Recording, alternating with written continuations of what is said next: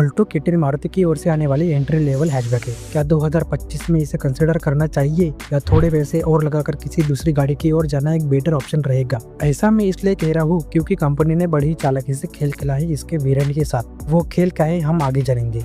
इस वीडियो में अल्टो के बारे में आपके मन में जो भी सवाल है वो मैं क्लियर करने वाला हूँ। साथ ही मैं अपना पर्सनल ओपिनियन भी दूंगा कि किस सिचुएशन में आपके लिए अल्टो बेस्ट रहेगी और कब आपको इसे कंसिडर करना चाहिए, किस केस में आपको इसे कंसिडर नहीं करना चाहिए और किस केस में आपको दूसरी गाड़ी को प्रीफर करना ज़्यादा बेहतर विकल्प होगा। तो पहले गाड़ी के कुछ पॉजिटिव पॉइंट्स के बारे में बात कर लेते हैं। तो गाड़ी का पहला पॉजिटिव पॉइंट है इसका इंजन। इस गाड़ी में आपको 1 litre dual jet 3 cylinder engine देखने को मिल जाता है। ये इंजन मारुति की तरफ से काफ़ी सक्सेसफुल इंजन है। इस बात का अंदाज़ा आप इस बात से लगा सकते हैं कि ये सेम इंजन वैगनर और सेलेरियो में भी देखने को मिल जाता है, जो कि दोनों ही अल्टो से भारी गाड़ियाँ हैं। अल्टो का इंजन का एग्जाम्पल अगर आपको मैं दूँ तो वो पहाड़ी इलाकों में खूब देखने को मिल जाता है, जहाँ पर ख़राब रास्ते में अल्टो एकदम मक्खन की तरह चलती है, चाहे बर्फ़ हो या कीचड़। वही 4x4 गाड़ी तक रुक जाती है, लेकिन अल्टो के साथ ऐसा देखने को नहीं मिलता। तो कुल मिला के बात ये है कि पावर के मामले में आपको कोई लैग देखने को नहीं मिलता। कहीं पे भी आपको ऐसा नहीं लगेगा कि गाड़ी दब रही है। 4-5 लोगों को बैठाने के बाद भी या फिर एसी ऑन करने के बाद भी ऐसा पहले देखने को मिलता था जब इसमें 800 सीसी का इंजन आता था, लेकिन जब से 1 लीटर का इंजन आया है मेरे को नहीं लगता कि पावर में किसी प्रकार की कमी है। बढ़ते हैं अगले पॉजिटिव पॉइंट की तरफ, वो है इसकी माइलेज। गाड़ी हल्की होने के कारण माइलेज काफ़ी अच्छी मिल जाती है। सिटी में गाड़ी आपको आराम से 20-22 का माइलेज दे देती है और वहीं पे हाईवे पे 25-26 निकालना तो बिल्कुल आम सी बात है। इनफैक्ट अल्टो खरीदने का कारण लोगों का ये भी होता है कि इसकी माइलेज काफ़ी अच्छी मिल जाती है। वही बात करें CNG माइलेज की तो वो है 34 किलोमीटर पर kg CNG, यानी 1 किलो CNG 34 किलोमीटर का एवरेज निकाल देती है। अगर CNG में भी देखा जाए तो अगर आपकी रनिंग बहुत ज़्यादा है, आपका डेली का बहुत ज़्यादा अप डाउन रहता है, वहाँ पे भी ये काफ़ी अच्छा माइलेज निकाल देती है। तो CNG या फिर पेट्रोल दोनों में माइलेज एक प्लस पॉइंट बन जाता है। अब बात कर लेते हैं अगले प्लस पॉइंट की, वो है इसकी मेंटेनेंस। क्योंकि हाथी खरीदना आसान है पर पालना बहुत मुश्किल। खैर ये तो मजाक था, लेकिन अल्टो के केस में ये बात लागू नहीं होती क्योंकि अल्टो काफ़ी लो मेंटेनेंस गाड़ी है। जाहिर सी बात है, एक मिडिल क्लास गाड़ी है तो लो मेंटेनेंस तो होगी। भले ही कंपनी के ऑथराइज्ड सर्विस सेंटर पे करवाया जाए या फिर बाहर किसी मैकेनिक से, अल्टो के सर्विस में बहुत कम खर्चा आता है। अगला पॉइंट भी यही है कि गाड़ी के पार्ट्स काफ़ी चीप और आसानी से मिल जाते हैं। ऐसा नहीं होता कि आपको 1-2 महीना वेट करना पड़ रहा है गाड़ी के पार्ट्स के लिए, और काफ़ी सस्ते में और काफ़ी जल्दी मिल जाते हैं। अगर आपने इसके 4 टायर भी बदल दिए तो ये मैक्स टू मैक्स 12,000 का खर्चा आएगा। वही आप यही सेम किसी बड़ी गाड़ी में करवाते हैं, 20-22 का खर्चा आना तो तय है। तो मेंटेनेंस के मामले में जेब पर ज़्यादा वजन डालने नहीं देती है गाड़ी। अगर आपके दोस्त या रिश्तेदार के पास अल्टो है तो वो ये पॉइंट बीच में ज़रूर लाएगा कि गाड़ी काफ़ी लो मेंटेनेंस है। अगला पॉजिटिव पॉइंट बन जाता है इसकी रिलायबिलिटी। ये गाड़ी बहुत ज़्यादा रिलायबल मानी जाती है, कभी ब्रेक डाउन होता नहीं इसका। अगर गाड़ी की टाइम टू टाइम सर्विसिंग करवाते रहेंगे तो 10-15 साल तो बहुत नॉर्मल सी बात है, गाड़ी निकाल ही देती है बिना कोई मोटा खर्चा लाए। कुल मिला के बात यह है कि रिलायबिलिटी हो या फिर मेंटेनेंस, दोनों ही काफ़ी बढ़िया मिल जाती है। मारुति की गाड़ी होने के कारण ऐसे में ये भी एक प्लस पॉइंट बन जाता है। चलिए अगले पॉइंट की बात कर लेते हैं, वो है इसकी रीसेल। क्योंकि कल को अगर आपको गाड़ी बेचनी पड़ जाए तो आप एक्सपेक्ट करते हो कि आपकी गाड़ी ठीक ठाक रीसेल वैल्यू मिल जाए। जाहिर सी बात है, इतनी महंगी गाड़ी खरीदी है तो एक अच्छी रीसेल तो बनती है। बात की जाए अल्टो की रीसेल की तो वो काफ़ी अच्छी मिल जाती है। ये चीज़ आप OLX पर भी चेक कर सकते हो। शायद ही कोई अल्टो जो बहुत सस्ते में निकल रही हो, फिर तो बाकी सारी अल्टो 60-70% के प्राइस में जाती ही जाती है। और 10 साल बाद भी आप इसे बेचने की सोच रहे हो तो भी 50% से एक्स्ट्रा प्राइस मिलता ही मिलता है। रीसेल के मामले में एक बात और भी कही जाती है, वो है कि आधी रात को भी बेचने जाओ तो भी ग्राहक मिल जाते हैं, क्योंकि सेकेंड हैंड मार्केट में भी अल्टो की काफ़ी डिमांड है। तो रीसेल वैल्यू भी अल्टो का एक प्लस पॉइंट है। अल्टो की रिलायबिलिटी और कम मेंटेनेंस के कारण सेकेंड हैंड मार्केट में भी लोग इसको प्रीफर करते हैं। यही वो कारण है कि अल्टो की रीसेल वैल्यू काफ़ी बढ़िया होती है। बढ़ते हैं इसके अगले पॉइंट की तरफ, वो है इसकी सेफ्टी। वैसे इस प्राइस पॉइंट पे सेफ्टी का कोई दुख भी नहीं बनता और मारुति अपने कम सेफ्टी की वजह से फेमस भी है। वैसे अल्टो K10 ने सरप्राइजिंगली ग्लोबल एनकैप में 2 स्टार अचीव कर लिए हैं। सरप्राइजिंगली इसलिए क्योंकि स्विफ्ट ने ग्लोबल एनकैप में 1 स्टार अचीव किया है, जबकि वो इससे महंगी गाड़ी है।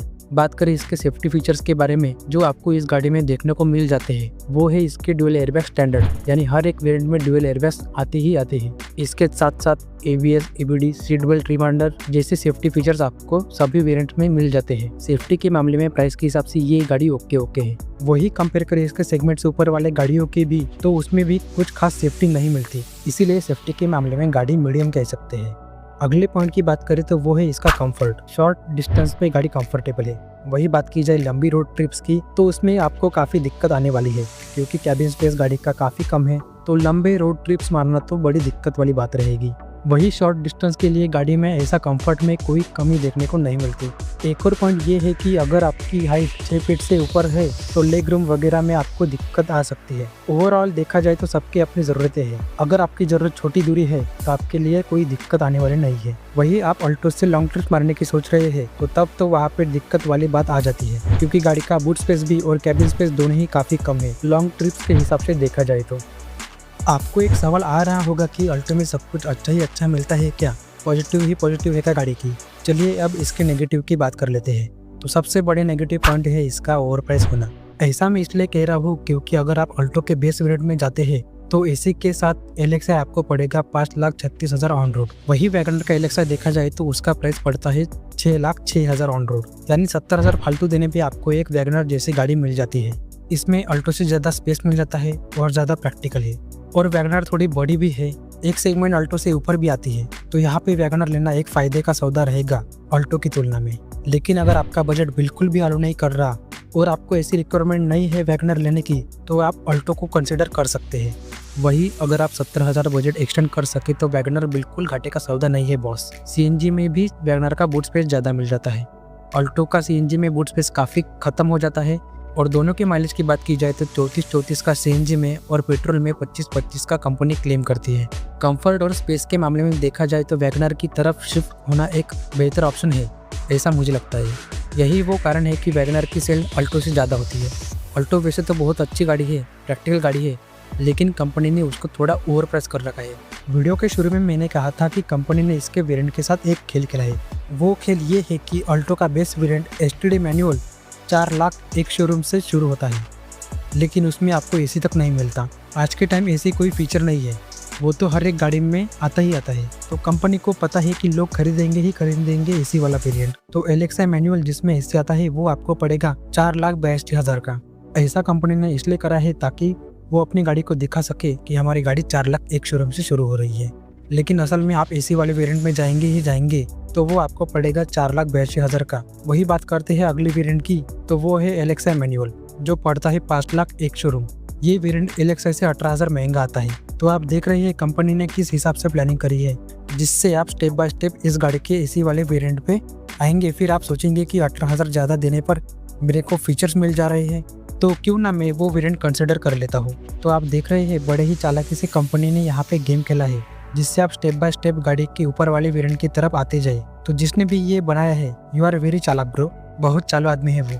अब अगर मैं अपना पर्सनल ओपिनियन देना चाहूँ कि किस केस में अल्टो कंसिडर करना चाहिए, अगर आप बाइक से शिफ्ट होना चाहते हैं कार पे, साथ ही साथ आप ज़्यादा पैसे नहीं लगाना चाहते, आपको स्पेस और कंफर्ट से इतनी कोई दिक्कत नहीं है, ना ही आपको कोई ज़्यादा फैंसी फीचर चाहिए, आपको ऐसा लगता है कि आप अपना बजट एक्सटेंड नहीं कर सकते, तो उस केस में अल्टो आपके लिए सही रहेगी। वही अगर आप इसको एज अ फर्स्ट कार लेने की सोच रहे हो कि कुछ सालों बाद जब हाथ साफ हो जाएगा या फिर किसी और गाड़ी की तरफ जाने का मन करेगा, कोई दूसरी गाड़ी पसंद आ जाएगी तो इसको बेच के उस पर शिफ्ट हो जाएंगे, ऐसे में अल्टो की रीसेल वैल्यू काफ़ी अच्छी है। तीसरे केस की बात करते हैं, अगर आपके पास गाड़ी है और आप अल्टो इसलिए ले रहे हैं कि सिटी में आपको काफ़ी अच्छी माइलेज मिल जाए, मार्केट वगैरह आराम से आना जाना हो, पार्किंग की दिक्कत ना हो, पतली गले में निकल जाए, गाड़ी काफ़ी कॉम्पैक्ट है, डेली का अप डाउन आपका बहुत ज़्यादा है, तो उस केस में भी ये गाड़ी आप कंसिडर कर सकते हैं, क्योंकि गाड़ी की माइलेज काफ़ी अच्छी देखने को मिल जाती है, गाड़ी काफ़ी कॉम्पैक्ट है, तो गलियों वगैरह में दिक्कत नहीं आएगी और आपको पार्किंग वगैरह में भी दिक्कत नहीं आएगी।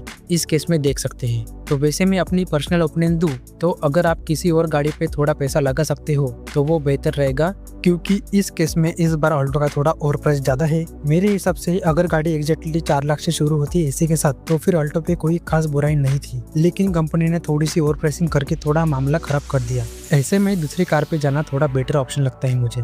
चलिए आपकी क्या राय है कमेंट्स में बताएं। होप कि ये एनालिसिस अच्छा लगा हो तो लाइक सब्सक्राइब शेयर करना ना भूलें। मिलते हैं अगली वीडियो में।